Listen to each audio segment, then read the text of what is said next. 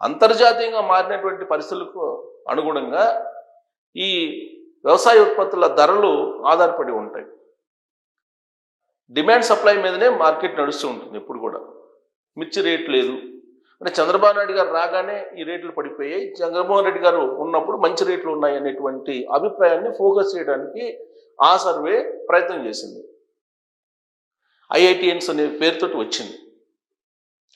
అలాగే ఎరువులు బాగా అందుతున్నాయా లేదా, ఆర్బీకేలు అంటే ఇప్పుడు రైతు సేవా కేంద్రాలుగా మారాయి, అవి బాగా పనిచేస్తున్నాయా లేవా, ఇలాంటివన్నీ చెప్పారు. కానీ చంద్రబాబు నాయుడు గారి పరిపాలన బాగుందా లేదా జగన్మోహన్ రెడ్డి గారి పరిపాలన బాగుందా, చంద్రబాబు నాయుడు గారు అనుభవం ఉందా లేదంటే జగన్మోహన్ రెడ్డి గారి అనుభవం బాగుందా, లేదా కేసులకు సంబంధించి ఇప్పుడు జగన్మోహన్ రెడ్డి గారి కేసు 12 సంవత్సరాల నుంచి బెయిల్ మీద ఉన్నారు. అక్కడ సిబిఐ కేసులు అలాగే ఈడీ కేసులు ఉన్నాయి.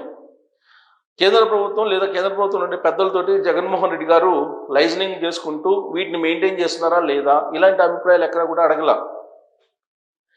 కేవలం ఈ ప్రభుత్వం మీద జనరల్గా ఉండేటువంటి కొంత అసంతృప్తి ఉంటుంది ఏ ప్రభుత్వానికైనా, దాన్ని మాత్రమే ఫోకస్ చేసి దాన్ని హైలైట్ చేసే ప్రయత్నం చేశారు. అంటే సర్వేలతోటి ఒక సైకలాజికల్ గేమ్ ఆడి నెక్స్ట్ ఎలక్షన్కి సిద్ధం కావాలని చెప్పి ప్రయత్నం చేస్తుంది వైఎస్ఆర్ కాంగ్రెస్ పార్టీ. నిజంగా ఈ సర్వే 100కు 100% నిజమైతే వైఎస్ఆర్ కాంగ్రెస్ పార్టీకి సంబంధించినటువంటి 11 మంది ఎమ్మెల్యేలు, అలాగే లోక్సభలో ఉండేటువంటి 4 ఎంపీలు, రాజ్యసభలో ఉండేటువంటి వాళ్ళు కాకపోయినప్పటికీ ప్రత్యక్ష ఎన్నికల్లో వీళ్ళే పార్టిసిపేట్ చేస్తారు కాబట్టి వీళ్ళు రాజీనామా చేసి ప్రజల్లోకి వెళ్ళి ఉండేవాళ్ళు.